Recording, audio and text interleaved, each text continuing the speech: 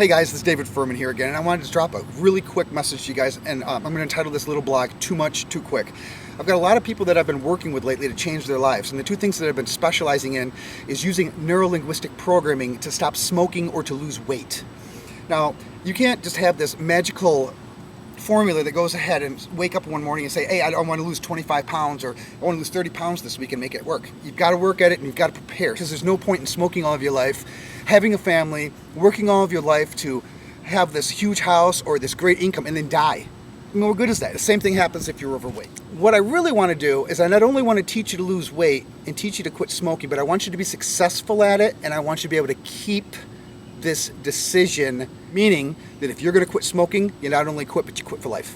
If you're going to lose weight, you not only lose the weight, but you keep it off.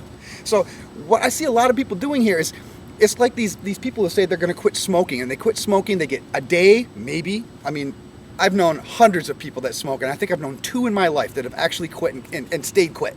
Shock and awe is not going to work for a diet. It's not going to work for to quit smoking either.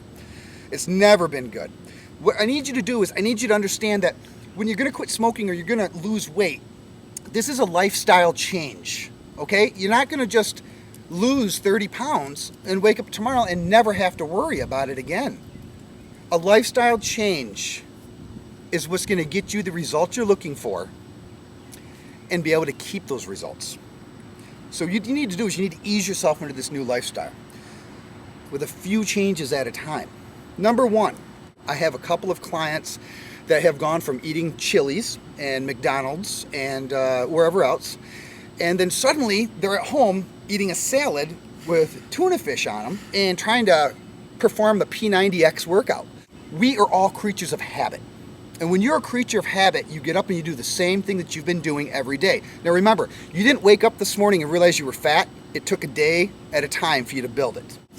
But either way, you worked your way up to this habit. And so what we need to do is we need to do a couple of things. We need to change your lifestyle, and we need to get this idea in your head that the lifestyle choices that you made have got a detrimental effect. That's why you see this big gut, or you see this incredible amount of money that you're losing buying cigarettes every day. Okay, choose one or the other. Now, if you're out of shape, I would highly not suggest you try to get on a workout regimen program like P90X, because that is a shock and awe. In fact, P90X is used by the Marine Corps. I mean, they train SEALs with this. This is huge by the military.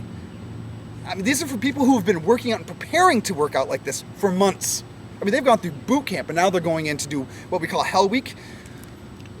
You know, if you're just an average person like me, you're not going to complete the P90X workout, and you're probably not going to put down the cart in a week. Moderation is the key, okay? So diet. Let's start with the diet. You need to prepare with your diet 3 weeks to a month in advance.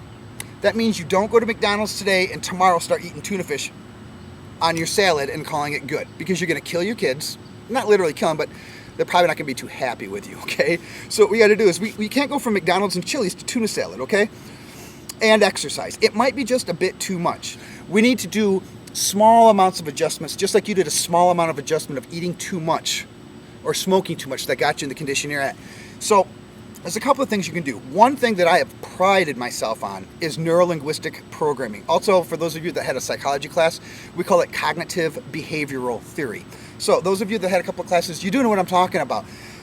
There's a little voice that goes on inside your head that says, oh, I want something to munch on. And you find yourself walking over to the cupboard and grabbing, I don't know, cheese curls, potato chips, something of that nature. We all know that's not good for you. If you want proof that it's not good for you, take a hold of a potato chip and take a match or a lighter underneath it. And if it catches fire, there's a lot of grease in it. It's probably not good for your heart. No, it's not good for your heart.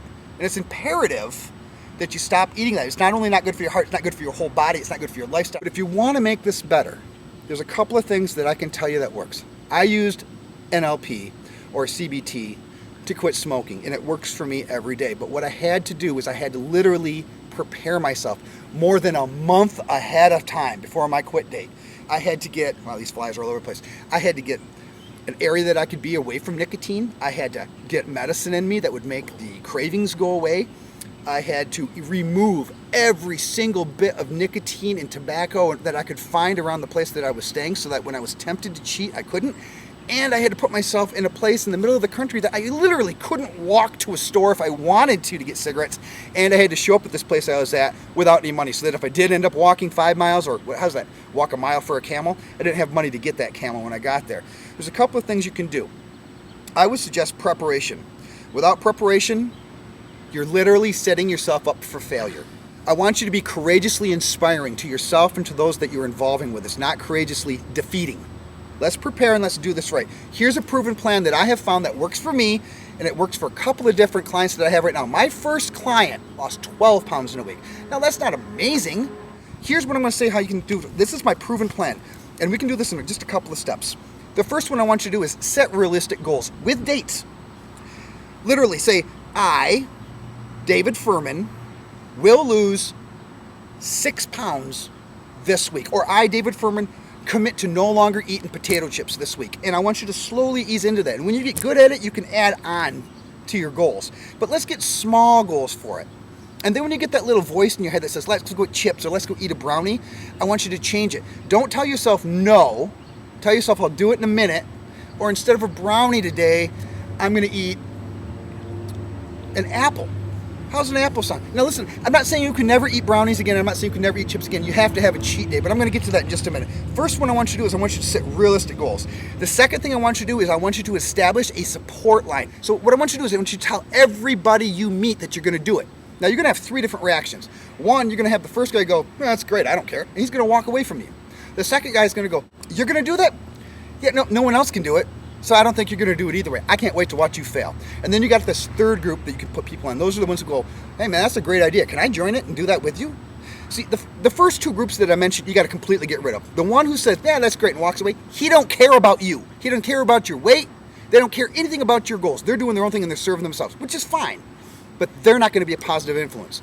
The second ones who are calling you a failure, those are the ones who are giving you an excuse for why they're not succeeding themselves at life. Those are the people I want you to do something crazy with. I want you to look at them and say, I'm going to bet you $100 or $200 that I'm going to do it. And in the event that I don't, you're going to get $200 from me. And we're going to set this date. We're going to shake on it. We're going to write it down, and we're going to have witnesses to it. And then I want you to commit yourself to it. And I want it to be in an amount that's great enough that it really hurts you. It hits you in the pocketbook good and hard.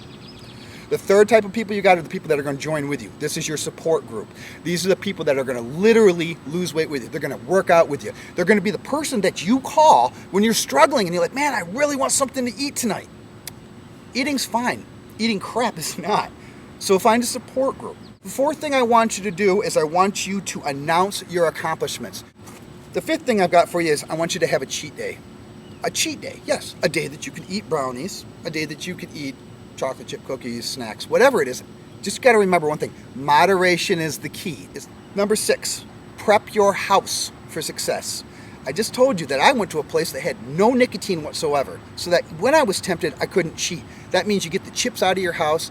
I want you to think about getting yourself a motion sensor for your refrigerator. You know what I'm talking about, those little Billy Bass things that were over at the grocery store a couple of years ago, or the hardware store, wherever it was, and you walk by it and it starts singing, doing a little dance.